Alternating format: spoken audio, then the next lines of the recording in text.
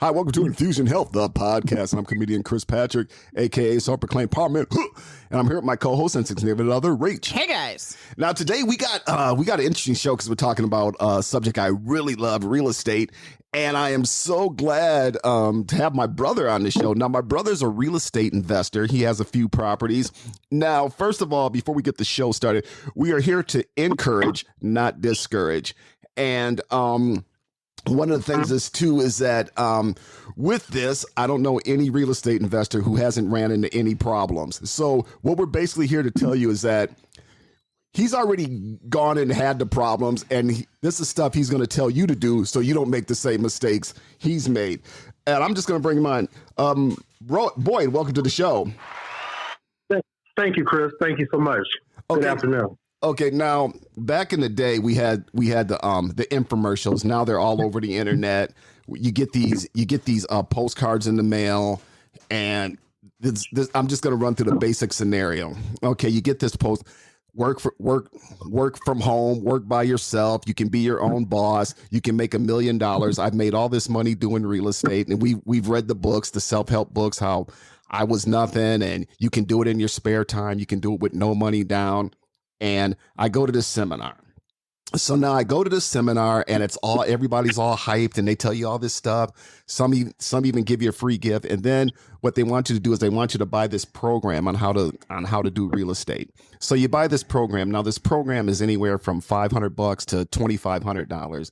You buy this thing, and then you're like, oh, I'm going to quit my job. I'm going to be a real estate investor. I'm going to make $1 million. I'm going to make $1 million. I'm going to buy me a Lamborghini and all that. Okay. What did I do wrong? Well, first of all, I believe that nothing's for free. Yeah. I believe you have to have a strategy as far as what works best for you.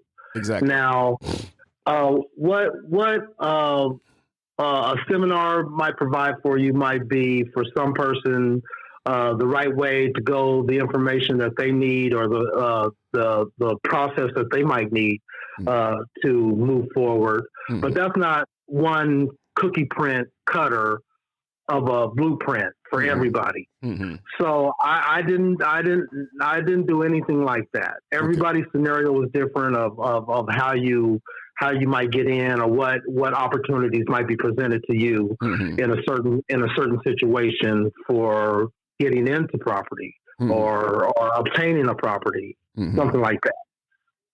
Yeah, one of the things I did is I went to the seminars, and again, I didn't have enough money to get the programs and all that. But then I met a friend who was also a real estate agent, and then and also too, you got to know the real estate laws. Let me put that out to the listeners. You got to know the real estate laws in your own state. But I went and got my real estate license, went to school, got my real estate license, and got into it like that. But when I got into it, the real estate market changed big time, and it completely fell apart. Yeah, fell apart in the early 2000s. So I had to get a regular job, and but I still like watch the real estate cases and stuff like that on the court TVs and stuff like that. But again, like you said, setting it up. How do you set up? You got to set your team up. You got to have money in the bank, because a lot of this stuff you can do it with absolutely no money down. And I did this on weekends and all that. How do you get through this? Well, it just depends, Chris. Mm-hmm. It just depends, buddy. As far as having a the blueprint or having a scenario that works for you. Mm-hmm. So say you don't have any money. Say that you have went to real estate school, or you do have a real estate license. That it just depends on what you're trying to do. Are you trying to obtain a property from, say, a foreclosure? Are you trying to do a a rental, or what actually are you trying to do? Because it just all depends. Every scenario, like I wouldn't think that my situation would be the same as everybody else's, or how a lot of people come into property. You can come into from an inheritance. You can come in from a settlement, or but it takes money to make money. That's what I've witnessed. Exactly. So I haven't had a no money down situation, which there are programs out there that do cater to that. So there's different programs out there for different scenarios. So it just depends on what opportunity comes your way at that time, which is my situation. So, Boyd, what was your situation? We heard what Chris did to get into real estate, and unfortunately, it didn't work for him. But it did work for you. So, what was your scenario? See, my scenario. Well, I've had a couple of different scenarios. The first scenario was I had a buyout. I had a buyout of a citywide project that came through my public business. I had a barbershop salon for a big number of years, and they decided that they were going to tear down my building and build a light, high-speed rail system, train system that came through. So they actually had to pay me the money to abandon my property, and that gave me money to invest into properties. So I had money on hand.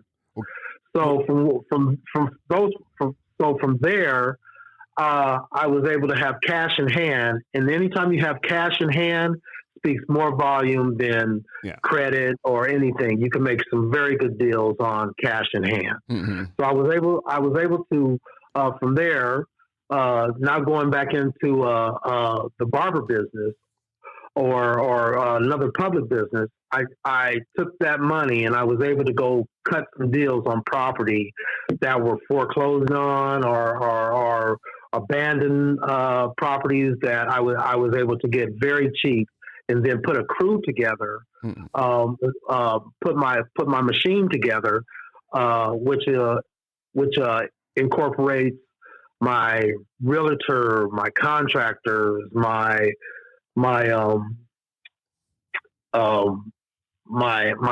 help to move forward on projects. So I was able to get properties very cheap, in wherever they were. They're not always in the same city that you're in. They're not always in the same location that you're in. So I was able to take cash on hand and turn it and buy distraught properties and refurbish them, fix and flip per se, for terminology that your listeners might be aware of. So I was able to buy bad properties, rundown properties, and put a crew together, machine together, which I like to call it, and able to locate the properties through my realtor, put a contracting crew together that could build it up, strip it out, build it back up in a matter of a short period of time, and put it back on the market and resell it. Okay. So that's kind of like my scenario. Okay, and what just to the listeners out there, what Boyd just explained is what he did, and it's the old basic scenario: you buy low, sell high. And what he did is he did what we call a flip. He flipped the property. He took it. He sometimes in your again check your state. Sometimes they have homes called dollar homes where you can buy the house for $1. And you can fix it up, and then once you fix it up, you can turn around and sell it. Like he said, he assembled a team. You got to have it, and those are things too. What do you do? Do you know how to paint? Do you know carpentry work? Because that can save you some money. But you got to have a contractor to get in. Correct. Demo the property, put a new kitchen in there, put new appliances in there, and then you paint it and all that, and turn around and sell it for a higher price. So buy low, sell high. So you're telling me if you're not a you don't know what the bones of the house are, you don't just go in and slam down a wall that used to be there that's supporting the house. If you know what you're doing, yeah, but Yeah. but also too, in the time of flipping a property, so when you're doing this property or you're fixing this property, this may take you 2 or 3 months. So as it's taking you 2 or 3 months, who has to pay that mortgage? You do. So you got to figure that out as your finances go and how you're going to get this thing sold. But this 2 or 3 months it's taken to fix this property up, you're also responsible for that mortgage. That's correct. So if you took out money to purchase the property, or you have a loan out for materials and to rebuild it, that's absolutely correct. That you will have a payment due coming down the pipeline within a matter of 60 to 90 days, and you want to try to have your target market, your target finished by this time that it's time for these payments to come due. Mm-hmm. And also too, once you like I said, you've done your seminar, or you want to get into this, the first thing you got to do is find the properties. And if there's a for sale sign in the line and on the line, that's probably not the property you want to go for. You want to go for properties, like he said, foreclosures. And you can go to your public office, which is public knowledge, and that's your right as a citizen. And you can find these foreclosure properties. You send them a letter saying, "Hey, I'd like to talk to you. What's your scenario?" And somebody may have lost their job. They're stuck on this mortgage. They may want to stay there. And all you say, "Okay, I'll just assume I'll assume your mortgage. You just pay me. You just pay a rent to me, and I'll just take ownership of the house." Correct. But I think it's important that the first thing you do is not looking for a place, but knowing the laws of the state. Yeah. Because if you don't know those laws, then you don't know what line you don't step across. Yeah. Right. Exactly. And you don't know. And you've got to have legal people, or at least legal enough that if they're checking your electricity, you don't have somebody from the city saying, no way, this is not going to happen. Yeah. You got to check your, Boyd's calling from Atlanta. We're in Minnesota, but you have to make sure your pipes are good, your water heater's good, and all that. That you got to replace the water heater. Do you got to replace this? Because if it's in the wintertime and you're trying to flip this house, you're fixing this house up, and your pipes burst, then that's going to cost more money. So you got to have a plumber come in and check everything, make sure everything, and plus you got to have the heat at a certain level, so your pipes don't freeze in the wintertime. That's correct. And a lot of these foreclosures and buys, courthouse buys are sight unseen. Mm-hmm. You know what I'm saying? You can't get inside the properties. You can only peek in through the windows, but you don't even have access to these properties. So some of these are sight unseen. Some of these are you have no idea of what you're going to be facing once you get inside, or once you purchase. This property on the on the courthouse steps. So be aware that and being mindful that you have to kind of know what you're doing, what you're getting into, and be prepared for unforeseen situation that you might get into. I mean, you might get into it and everything's trash. So do you have the resources to bring everything up to code, bring everything up to the standard that you need to be able to get this project done in a timely manner and to get it back out? Well, I think it's also fair to be seen that, you can drive by the property. Yeah. You can pause and really take a look at the foundation. If the house looks great, the whole outside looks great, but you see this crack, you need to know what that is. And you need to know if you have enough money to fix whatever that crack is leading to inside.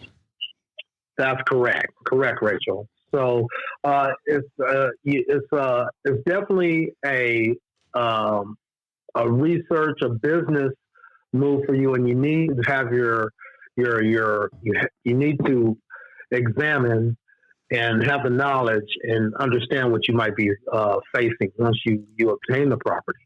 Obtaining the property might be the easy part, and then what do we do from there? Right. So you got to make sure that you have a great team. I usually go through. I have great realtors. I usually have realtors that are very knowledgeable of the areas, very knowledgeable of the market, very knowledgeable of what the area might be presenting to you, and what challenges you might have trying to get this up to snuff and complete it. I think it's also important to note that you know what the houses around you sell for. You know what they put in those houses around you that they're selling, because you want to stay around the market, or you might be holding that house that you put granite everywhere and gold this and pristine this. Yeah, you might be holding on to that property for a second. Yeah, you gotta fix your property up to something that could sell. And there's like basic things like make sure your kitchen's a neutral color. Don't you know? Yeah, and just like Rachel was speaking on, you need to know your comp and your comp areas and what's going on around you and that sort of thing. Mm-hmm. But it's definitely doable. Anything you can do, any sweat equity you can put into it yourself. You will always win, because you'll not only learn the trade, but you'll know for the next time going in that you can do the floors, you can do the showers, you can grout it, you can demo it. So anything you can do is like you spoke on earlier, that you will be able to save a lot of money. And as you save money, you'll be learning, and you can actually increase your profit. Mm-hmm. And I think that's important to be said too, because there's a mental health aspect of this. Sometimes that property is not selling, or something happened while you were rebuilding, flipping this house, and you're beating yourself up. But you can take that pause and say, no, I'm learning through this so it doesn't happen in the future. Exactly. So you want to minimize that. Of course, it can be a costly error that you can't recover from. So you definitely want to do your homework and do your research before you go into these projects. Yeah, and that's the thing too. You mentioned a very important point, and the point is getting your team together, having a realtor, having somebody who knows how to having a contractor, and having somebody who knows what they're doing, and assembling your team going, okay, I know if I bring whoever in, my contractor, and he's going to charge me this, it's going to take him this long. He could probably do this in 3 weeks. He could do this. And then, like I said, you got to pay for that. And there's also loans out there. You can apply. I think that's a $10,000 fix-it loan, but you got a year to pay that back. So that's going to buy you some time. Plus, it's free $10,000 that you do got to pay back. But $10,000 can go a long way, especially when you're trying to refurbish a house to flip a house. Yes, indeed. So, but you have to be mindful that there's going to be hiccups. There's going to be challenges that, and you can never fully prepare for those. So you can just basically do what you can, but you got to understand that nothing never goes the way that you plan it to go. So you always have to understand that, and when those scenarios arise, that you're calm about it, you're problem solving, you're understanding that you're going to have to be quick on your feet and understand that these are going to happen. Don't think that you're going to have a perfect project. I haven't heard of a perfect project ever. Well, so one of the things I've found is that if I got somebody doing good work for me and they do it on time and they can get it done, to keep using that person. But if this person's slacking off, I got other jobs, and they're kind of using your job as kind of like a side thing that they just want to do on the weekends, you're like, well, time is a ticking. Then you may want to get a different contractor, a different painter, or somebody else in there that can deliver on time. That's correct. And that's a challenge these days also, because there's so much work out there and there's so much to be done that your contractors, they get behind, and they have lives and families and stuff. So stuff definitely happens. So you got to have a buffer in there for all that. And then you also have to have backup contractors. You got to have a handful of plumbers. You got to have a handful of roofers. You got to have a handful of cement guys. So you can't just depend on one one scenario or one contract crew. So I have multiple crews, and I have multiple guys and specialties of what they do. So you have to kind of be prepared, and the better organized you are, and the better planning that you are, that the better that your projects will go. And also too, like I said, as you're taking a few months or whatever to fix this property up, say your mortgage is $2,500, so 3 months times $2,500, that's $7,000 right there just in mortgage. We're not even talking about fixing it up and all that. So you have to be prepared. Like you said, you got to be prepared, and you got to have this backup money to make sure you're taking care of this stuff while this house is being fixed up. Right, Chris, exactly.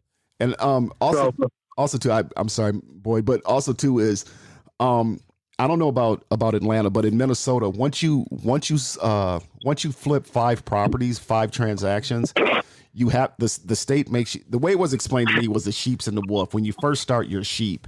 Now you've done 5 properties, you're a wolf. You know a little bit more than other people, and you have to apply for what they call a temporary broker's license. You can't have realtors under you, but you have to apply for a temporary broker's license, basically saying, hey, I know a little bit more. But that's by the law in Minnesota. I'm not sure about Atlanta, but I know we have a law like that in Minnesota. Right, correct. So every state's different. You have to check with your local real estate commission and see what exactly what their laws and require from you, and as you move forward. So yes, that's correct. And also too, with certain properties too, like we're talking about laws, like say you found this house and you're like, well, you know what? I want to put a deck out on the back. You can't just go and put a deck out. You got to have somebody come and inspect it to make sure, because if you spend all this money and throw this deck on the back, and it's going to look good, but the inspector may come over and say, this was never inspected. So this was never put in the blueprint. This is not the right kind of soil to build this deck on. Yeah. That's right. So yeah, you have to pull your permits and do everything by the book, and then you'll save yourself a lot of headache and money in the long run. I think it's not just deck, but house color. The outside house color might play a factor in where you're building. Putting this flip also. Correct. And then there's other things that you can do. You don't actually have to flip them. The economics challenges that we're all going through these days might dictate to you that you just want to fix it up and hold on to it. So I do here lately. I haven't been doing a lot of fix and flips per se. I've been doing a lot of fix and keeps. And fix them up and rent them out and that kind of stuff, which you hold on to the property. You're also helping people with housing and low income housing people, whatever you can help place people. So you can also do a lot of good by holding on to the property too. And so I do a lot of. Go ahead. Go ahead, Chris. And let's talk about that, because one of the things they do, like you said, helping people out, they got what they call Section 8. And with Section 8, I know I've talked to a few realtors who love Section 8 tenants. So I do a monthly walkthrough. But the good thing about Section 8 is that the money doesn't come to your tenant. The money comes directly to you. But there are also laws too. Like if you got people living in the basement, there has to be egress windows so they can get out in case of a fire and stuff like that. And again, make sure you know the laws in your state before you with Section 8. And I know Section 8 has a they actually have a person come out and inspect the house, and they tell you this has to be here, this has to be here. You can't have people living here, you can't have people under here. This has to do this, you got to do this, you got to do this before you can have tenants in. Correct. So everything you can go down to your local urban housing department, and they will give you packets and all the information you need. And you do need inspections, and things have to be put together a certain kind of way for them to place their tenants in, and make sure that they're safe and that it's a place where they'll be comfortable and they'll work with you. They'll legit. definitely. Yeah. And also too, if you're gonna keep properties and you want to have people in there, make sure you know the tenant, the landlord tenant laws, because some people in Minnesota, if the house becomes unlivable or something like that, you do not have to pay rent, but that money has to go in escrow to when they fix the house to where it's livable again, and then you got to pay all that back rent. And I know people come, well, we came home last night and there was no hot water, so I didn't pay rent. I took the rent money and went to Vegas. Well, you can't do that. Right. That's a great point. Yeah. So yes, you have to be mindful of all the pros and cons. Everything has a pros and cons. Everything has a pros and cons.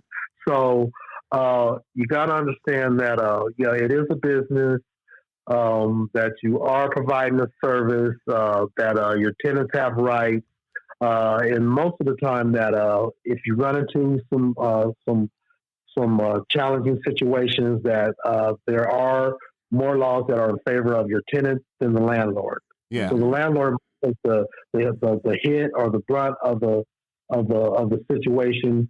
But just like any other business, you have your good and bads with it. Yeah. So you got to be understanding and understand that you're going to run into these scenarios. You're definitely going to run into these scenarios.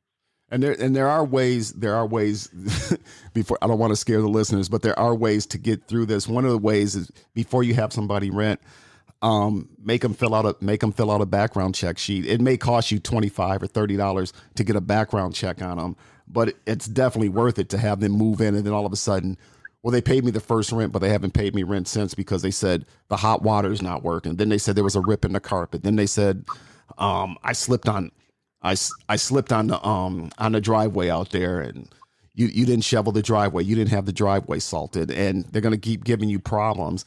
And yeah, you can take them to court. You can, but then you got to take them to court. You got to wait for your court case. And while you're doing all this, they're still living there, and you're not getting rent. And then it gets to a point to where like, I just want them out of here. Yeah, and that's when you need to take a second for mental health for yourself. I mean, you just need to. I think it's important that tenants know their rights, but I also think it's important to the realtors to know their rights. And I absolutely think it's important for, people walking into this to say, well, which one of them were wrong at that time, right? And I know a lot of tenants that will not go talk to their landlord about these problems that they're getting frustrated with, and then all of a sudden decide, well, I'm not paying rent this month. Yeah. Well, you never had that conversation with your landlord. Exactly. Right. And then dealing with these housing agencies and stuff like that, they don't sign off on it until that the house has been totally inspected, everything is properly in-lined and taken care of. So for them to come back and say, oh well, this isn't, you have your normal wear and tear, and you have things that pop up, water heaters and stuff like that, which is a responsibility of the landlords. But then at the same time, for them to come in and say, oh, carpets tore up and stuff, the toilets clogged, the sinks are knobs are broken off. A lot of that stuff is from your tenants. So you have to make sure that you're keeping a close hand, a close arm on your properties too, because a lot of these people come in and, like you said, they'll just tear your stuff to shreds. So by the time they get out, or the time you force them out, or the time they walk away and get another property, you have a whole nother rebuild to do. Mm-hmm. Well, I think it's important to also, sorry, Boyd, to know, we have a great landlord. Yeah. When we had our furnace out, at the same time, we were having a leak go into our basement. And then something that the kids did. He's like, I will pay for these two things because they are my responsibility as a landlord, but I need you to cover this one because this is your responsibility as a tenant. Yeah. I have not had any problems with our landlord. I have had problems in the past with other landlords. Correct. So I try to be the best landlord you can be. I'd rather stay on top of stuff, and I'd rather my tenants let me know right away than let it persist and it becomes a bigger problem, because I have no problem fixing whatever needs to be fixed, because 9 times out of 10 it's just going to get worse and worse and worse. Yeah. So please, I always let them know to please let me know anything that's wrong at any time so we can get it taken care of when it doesn't become a problem. And also too, with starting out, one of the things, and I've talked to a few people who said, oh, I'm going to quit my job. I'm going into real estate investing. I said, well, if you're going to do this, what I would suggest, and I've seen people do this, they're driving this nice car, they sell it, get a cheaper car, they move out, they sell their house and move into an apartment because they want to be their own boss. But I always say you should have at least $20,000 if you're gonna get started. Like you said, it takes money to make money. But if you ain't got $20,000, you got $5,000. Find 3 other friends who want to invest $5,000 a piece. Now you got $20,000.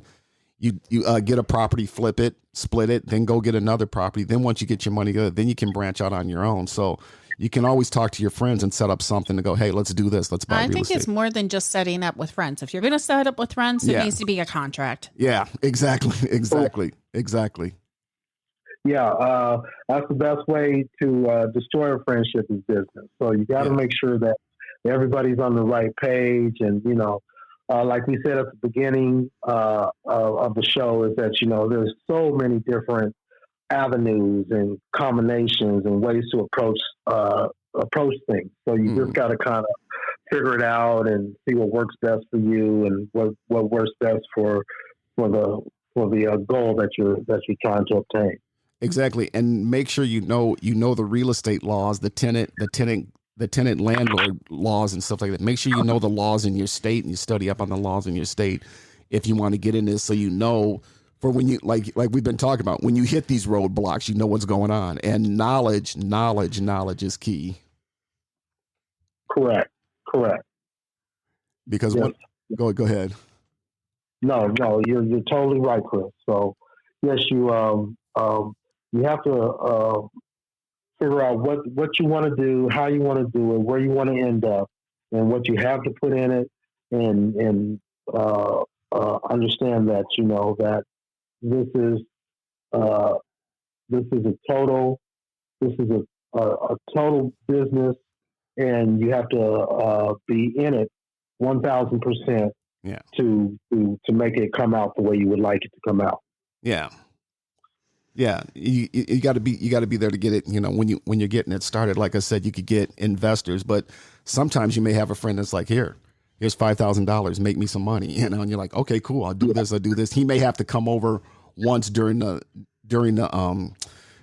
contract and go, okay, this is what it's going to look like. This, okay, cool. All right, you sold it. Okay, here, I put in $5,000. I made $10,000. Okay, now my $5,000 I put in is now $7,000, and you split it up, and then go on to the next property. I think it still has to be said that if you're going into business with even an associate, even more friend, I don't care if you're,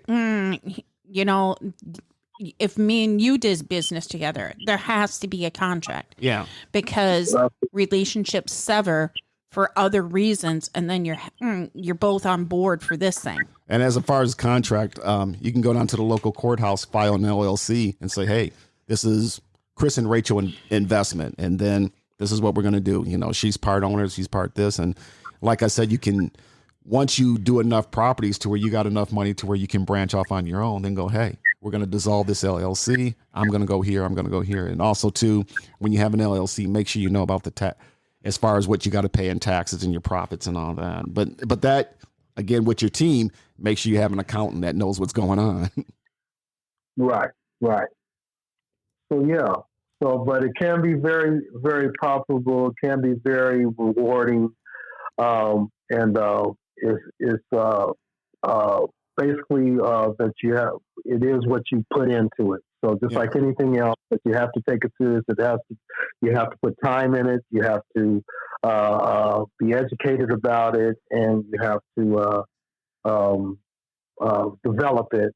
And it can be great for you. It could be great for your family. It could be great for business, and it could strike your independence. So it's worth anything that you have an ideal in. So if you have ideal, or you have a want and a desire and a drive to do anything, not just real estate, that I totally